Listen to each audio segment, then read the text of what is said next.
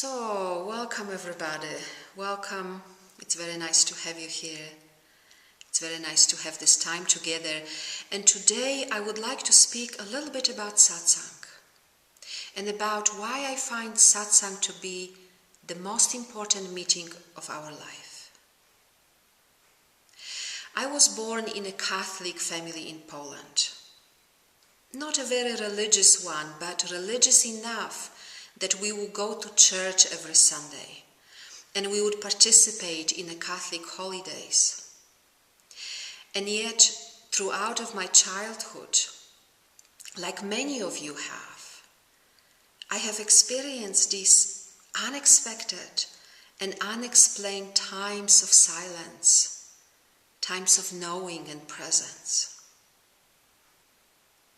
You see, the heart's desire for love and truth are pure, so at times I would find myself in elation and in blissful ecstasy connected with some of these Catholic rituals. And yet in that tradition there was no explanation. There was no point of reference for what I would naturally experience. For most of my life before Satsang, I didn't even know that I was seeking. And yet this desire for truth has guided all the movements of this life until it manifested in a very clear way. I want to find somebody who can show me what is beyond this, who can show me what is beyond this dichotomy of bliss and suffering. Sat means truth, and Sangha means a gathering of people. And in the deepest way, Satsang means to meet and to come to rest in the truth of who we really are. And it is the most important meeting of any lifetime, because it ends the illusion of separation and it stops the cycle of birth and death and therefore the cycle of suffering. In my own life, meeting Papaji was the most amazing grace, and I know that many of you have your very own powerful and unique stories. And yet, in this world, there are still many others waiting to know the truth and longing for this deep awakening and transformation.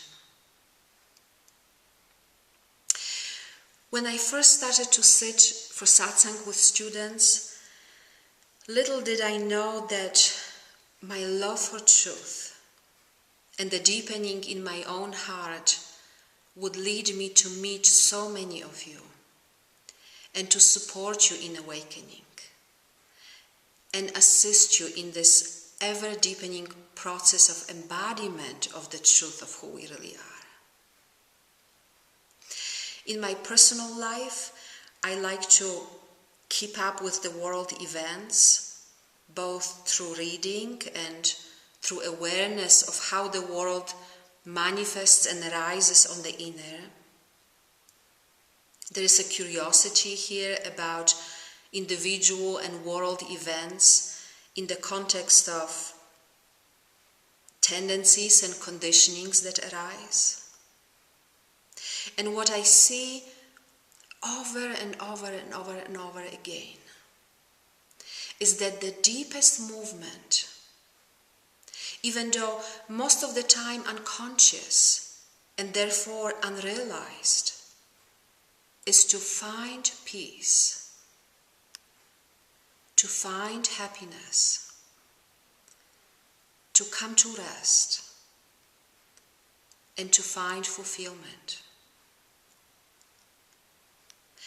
And even though sometimes in the face of suffering this question arises, is there anything else that can be done to alleviate suffering? the movement always ends up here towards the inner